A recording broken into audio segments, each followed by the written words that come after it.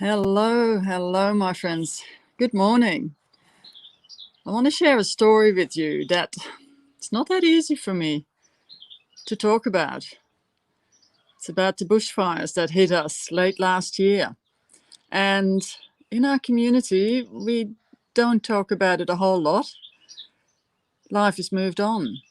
And if I look around now, I don't know if you can see it, it's all green. It's hard to imagine that back in January, all of that was black for as far as the eye could see. And I actually wrote a post yesterday about this, but I decided I just want to share this with you live. And how my online business helped me to get through this ordeal. Because I stepped out of this business after the bushfires. I'd been in it for about 6 months and I was running hard, working hard. Hi, Elaine. Good to see you. I was working hard on my business and starting to really love it, but then the fires happened. And my mind after that couldn't deal with setting up a business. I was literally in survival mode. We survived the fires. We saved our house. That is a night that'll always be with me. We lost all our sheds, our yards, our machinery, and about 70 head of cattle.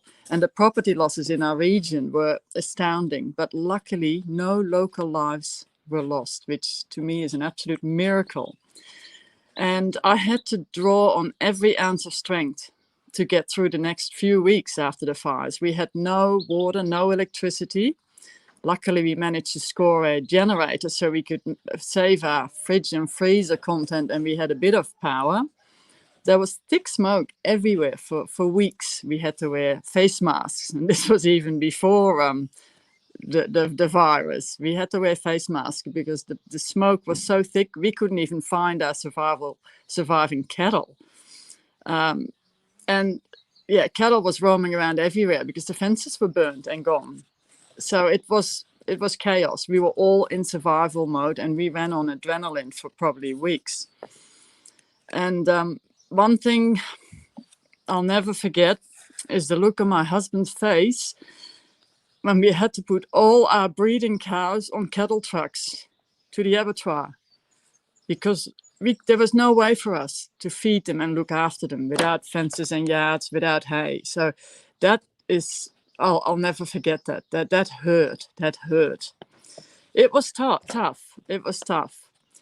But I pulled through because partly of what this business has taught me about myself, my resilience, my inner strength. Thank you, Tiffany. I know I had so much support from all of you guys, and that carried me through as well.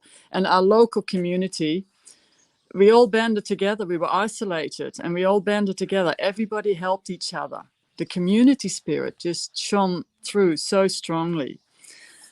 And I also learned to put trust in the universe. And I tell you, that night I prayed and I asked the universe, look, we really need help here. Please help us. And they did, because our house and our cottage and our garden came through, was saved, which was an absolute miracle. So I know I had that strength and resilience in me. I knew also that we would recover. And I also knew that I needed to give myself time to pull myself together. And it took me about 5 months before I felt ready to go back online, to go back into this global community. And my goodness, I always knew I didn't want to close that door behind me, but I just had to be ready. And then I stepped back in, and I was welcomed back with open arms. Thanks, Tiffany. No, I never gave up. And I think everybody has that a core of steel inside them. When it really comes down to it, you don't give up.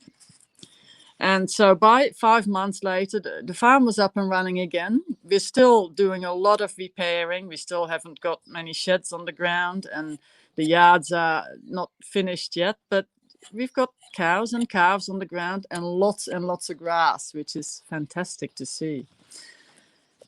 And so I am committed now to my digital business, and this global community, what it has given me, I want to share with everyone. This is not just an ordinary business.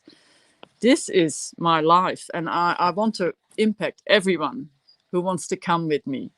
One thing I know after surviving the fires was that I have never been so scared in my life. I was scared for my life. And that has changed my perspective on life a lot. Don't waste time, but grab life with both hands and enjoy. That is my message for you today. And thank you. Thank you for listening. Thank you for being there with me on that journey.